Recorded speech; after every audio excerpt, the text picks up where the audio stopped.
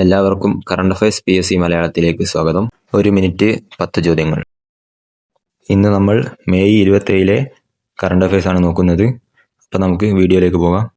ഒന്നാമത്തെ ചോദ്യം, തമിഴ്നാടിൻ്റെ AI വകുപ്പ് മന്ത്രി ആരാണ്?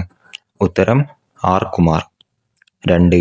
2026 കോമൺവെൽത്ത് ഗെയിംസിനുള്ള ഇന്ത്യൻ സംഘത്തിൻ്റെ ഷെഫ് ഡി മിഷൻ ആയി നിയമിതനായത് ആരാണ്?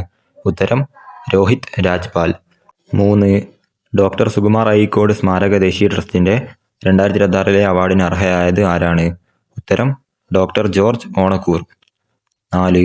ആറളം ഫാമിൻ്റെ കൃഷിയിടങ്ങളിലും പുനരധിവാസ മേഖലയിലും തമ്പടിച്ചിട്ടുള്ള കാട്ടാനകളെ തുരത്തുന്നതിനുള്ള ഓപ്പറേഷൻ ഏതാണ്?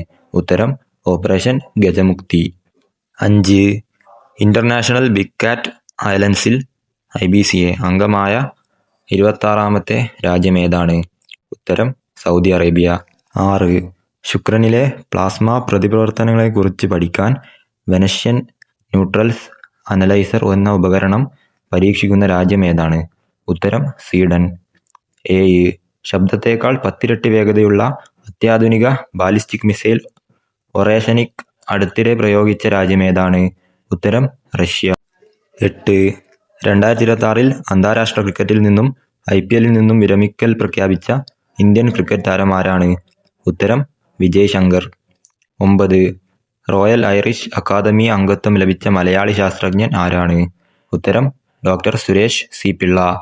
10. ഇന്ത്യയിലെ ആദ്യ ഹൈഡ്രജൻ ട്രെയിൻ സർവീസ് നടത്തുന്ന റൂട്ട് ഏത്? ഉത്തരം ഹരിയാനയിലെ ജിങ് സോനിപ്പത്ത്.